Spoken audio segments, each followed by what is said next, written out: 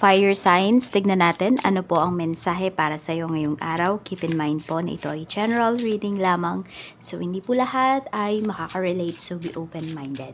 Sa mga hindi pa po nakasubscribe dito sa ating channel, please subscribe na po kayo. And palike na din po ng ating video. At sa mga nais pong mag-avail ng ating private readings, ng ating Evil Eye Amulet Necklace, at ng ating Tears Bracelet, makikita nyo po yung link sa description box. Tarot Intentions by Aliana Reyes. Meron tayo ditong limitations. Fear and doubt, limit freedom of action. Let go of your worries. Ayan. So, marami kayong pangamba, no? Sometimes, dun sa mga gagawin ninyo or sa gagawin ninyo ba ngayong araw na to. Kaya, nalilimitahan po. Kaya, parang hindi kayo makapag-decide, hindi kayo makapagsimula kasi natatakot kayo, oh, baka ganito yung mangyari, etc. So, pinapangunahan po ng iba sa inyo. Napapangunahan ninyo because of your doubts, because of your fear. Tingnan natin. So, meron naman dito, pwedeng naglalagay po kayo ng boundaries. So, pwedeng yun naman yung pinapangambahan ninyo. Ay, baka may magalit sa akin pag naglagay ako ng boundaries. So, be it. Maglagay kayo ng boundaries. Okay? Kasi baka may mga tao na dito sa life mo, fire signs, na masyadong nanghihimasok sa mga decision mo sa buhay. Or sa family ba? Sa family life mo. We have round and round. Ayun, kung hindi ka nga daw maglalagay ng limitations, hindi ka maglalagay ng boundaries, so lagi kang matitrigger kasi laging may mangingialam sa mga decision mo para sa iyong pamilya. Yan. Tignan natin. Ano pa yung mensahe para sa'yo? Meron kasi dito, pwedeng pinagsabihan mo na, ay, alam mo yung nilabas mo na yung mga nasa sa puso mo, pero wala pala, hindi pala nakinig yung tao na yun, ulit-ulit lang. Kaya maglagay ka na ng boundaries dito. For some of you, pwedeng sa loob yan ng tahanan ninyo. Baka meron dyan, kahit family members mo pa, kahit family members pa ng asawa mo or relatives, ganyan po. Basta-basta na lang pumapasok sa bahay or sa kwarto. So, maglagay kayo ng lock. Kahit yung sabihin natin yung mga cabinets ninyo, kung kaya nyong lagyan nyo. Kasi baka meron dyan, malikot din yung kamay. Tingnan natin ano pa yung mensahe para sa'yo. Mensahe pa po natin, Spirit Guide. Mayroon tayo ditong The Hermit. Ayan po. So, ito, gusto mo lang talaga is katahimikan. So, yung iba din kasi sa inyo, pwedeng hindi kayo makapag-focus sa mga dapat nyong gawin, sa mga gawain ninyo ngayong araw. Lalo na meron dito, pwedeng nagre-review yung iba sa inyo. Meron dito, meron kayong mga inaasikaso. Baka meron dito nag-i-inventory. So, kailangan ng katahimikan. Or nagsusuma or nagko-compute kayo dito ng mga gastusin po ninyo. Meron tayo ditong Page of Pentacles. Meron kayong inaaral. O, ayan. Baka meron nga dito, nag-aaral talaga. So, pwedeng kahit walang pasok, yung iba sa inyo, nagbabasa-basa kayo ng mga books, or pwedeng mga anak nyo po yan. So, alam nyo yun, you make your life productive, pero may mga tao ditong nang aabala sa inyo. So, isa yun sa mga kinaiinisan po ninyo. Pwedeng dyan sa lugar ninyo, ayan, or yung mga relatives nyo nga po. We have 5 of Pentacles. So, meron dito na uubos na ang pasensya. We have Wheel of Fortune. Meron naman, kung kayo naman po ay medyo merong problem, no, pagdating sa finances, sinasabihan naman kayo dito na makakabawi po kayo. Ayan, meron kasing, dito good opportunity na paparating para sa inyo. I don't know kung meron dito, no, kung last money nyo na, ang naisip nyo lang talaga, or may number kayo na inaalagaan, tas tinayaan nyo, pwede po talaga na kayo ay manalo. Yan. Parang last money mo na, tapos meron kang naisip, no, na pagkakakitaan, tapos ininvest mo doon. So, pwede po na lumago siya. Yan. Meron din naman dito, pwedeng mayroong dito makatulong sa inyo, or meron kayong lakad na hindi matutuloy. Yung lakad na to, yung magagastusan talaga kayo. Okay? So, di siya matutuloy. So, ayan, masasave nyo pa po yung pera ninyo towards dun sa other bayarin ninyo. We have 5 of Wands. May energy tayo ng 50-50 dito. Ito. Pwedeng may kukuhanin kayong pera pero pinapabalik na naman kayo. So, dito parang may energy na pinapaasa kayo. Meron dito energy na parang, ayun, pinapahirapan pa kayo bago nyo makuha yung pera na pinaghirapan nyo dito. Or meron kayong problem yung iba sa inyo sa bangko ninyo. Ayan, meron dito kasi pinapakita, ano. So, tignan natin ano pa yung mensahe. Ace of Pentacles. Tingnan natin. Meron tayo ditong the Tower. So, medyo meron kayong gastos dito. Medyo malaki to. Malaking gastusin. Could be an emergency. Ayan po. Or meron dito, kukuha ng bahay. It's either maglilipat bahay or kukuha kayo ng bahay ngayon. Pag-isipan nyo po muna ha. Kung kaya nyo na ba talaga. Kasi baka mabigla yung iba sa inyo dito.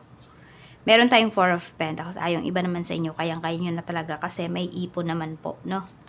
We have Three of Pentacles. May ipon na tapos dire-diretso pa po yung inyong trabaho or yung inyong pinagkakakitaan. Yan. So, kung natotoxica na kayo dito, kasama nyo yung mga relatives ng asawa mo, yung family members niya sa bahay, ayan, siguro it's time para bumukod na kayo. O, baka may bubukod dito ng tahanan. Yan po. Magsosolo na yung iba sa inyo. Baka kaya nyo na. So, you go for it na. Kaysa naman wala kayong peace of mind, wala kayong katahimikan dito. So, mas maganda pa rin kasi talaga, fire signs, if nakabukod kayo. Meron tayo ditong Two of Pentacles. Okay, mukhang mapag-uusapan nyo naman to ng asawa mo. Ayan, no? Mukhang may aalis na dito. Mapagkakasunduan nyo naman po ito. Tingnan natin. Meron naman nai-stress sa trabaho. Ayan, no? Nai-stress kayo sa work. Sobrang toxic na sa trabaho. Diba? May nai-stress dito sa trabaho, parang may gusto nang umalis. Meron naman dito makakasecure kayo ng isang kontrata. Tignan pa po natin ano pa yung mensahe. Spirit guide, mensahe pa po natin. Mayroon tayo ditong Nine of Swords. Meron tayo ditong Four of Wands. Ayun nga, wala na kasing katahimikan talaga yung iba sa inyo. More on bahay po talaga yung pinapakita dito ha. Or sabihin natin yung mga kasamahan mo sa bahay, yung nasa paligid po ninyo. Nakaka-affect talaga siya sa mga decision ninyo sa buhay or sa mga gawain ninyo sa buhay. Gawain ninyo sa bahay, gawain ninyo sa pang-araw-araw ninyong kabuhayan. Meron dito affected na talaga kayo. So, meron kasi dito pwedeng empath po kayo. Kaya, ayun, minsan hindi nyo makontrol na hindi kayo matrigger, na hindi kayo maapektuhan sa mga ginagawa ng ibang tao sa paligid ninyo. Meron tayo ditong Four of Cups. At meron tayo ditong The Hierophant. Ayan, more on family members kasi talaga yung pinapakita dito. Actually, family yung pinapakita dito. So, parang feeling mo, pag magstay pa kayo dito, wala talagang growth na mangyayari sa family ninyo, sa buhay ninyo. We have Page of Swords. Meron ka ng mga hindi kinakausap dito. Meron ka ng mga hindi pinapansin. Ayan, no? Kahit may nagpapapansin pa sa'yo dito. Pwedeng ganito, yung hindi mo na pinapansin, yung nanghiram sa'yo na hindi naman nagbayad. Ayan po yung mensahe dito, no? Fire signs. We have King of Swords. Tapos, meron tayong Seven of Cups. Meron naman dito, ano siya, magaling siyang magsalita. Okay, baka mamaya meron kayong makausap dito. Sobrang galing magsalita ng taong to. Pero, hanggang salita lang siya. Oo. Baka may makuha to sa inyong pera ha. Pag-iingat kayo, magaling magsalita. We have Six of Swords. At meron tayo ditong Five of Swords. 50-50 na. Meron pa kayong mga nilalakad na papers dito. Ayan po, 50-50 na yung energy na pinapakita dito. So, merong ano dito, nag-apply ba kayo pa ibang bansa or ano bang agency to? Mukhang pinapaasa na lang yung iba sa inyo. Mukhang pinirahan lang yung iba dito. Oh. Yan, ito yun. Oh. Ito yung energy rin. Magaling magsalita, maboka. Magaling mag-sales talk. Kaya mag-iingat kayo. No, kasi baka maloko yung iba sa inyo dito pagdating sa trabaho. Ayan yung pinapakitang energy. Pagdating sa work. Kaya may limitations tayo dito. Fear and freedom, fear and doubt limit freedom of action. So, For some of you, ayun, siguro meron na kayong unang nakausap, pero nag-doubt kayo doon, natakot kayo, ganito, ganyan. Meron kayong mga narinig na feedback, so umatras kayo, tas dito kayo napunta, mas malala pa. Kaya pag-aralan nyo pong mabuti yung mga actions ninyo ha, kung ano ba yung i-reject ninyo, ano yung tatanggapin po ninyo. So, tingnan natin, ano pa yung mensahe. Okay, dito naman sa family, or kayo talaga ng asawa mo, may pagkakasunduan naman kayo dito. Kaya magiging smooth naman yan, no? Kung ano man yung mga nakaka-trigger sa'yo dito, ayan po, malalagpasan naman. Okay, matutuldo ka naman siya. At may matututunan naman kayo dito. Parang lesson learned na. Pag nag-asawa na pala, dapat nakabukod na talaga. Yung mga ganong bagay. So, tignan pa natin ano pa yung mensahe dito. Okay, yung iba naman sa inyo, parang medyo may iniiwasan kayo dito.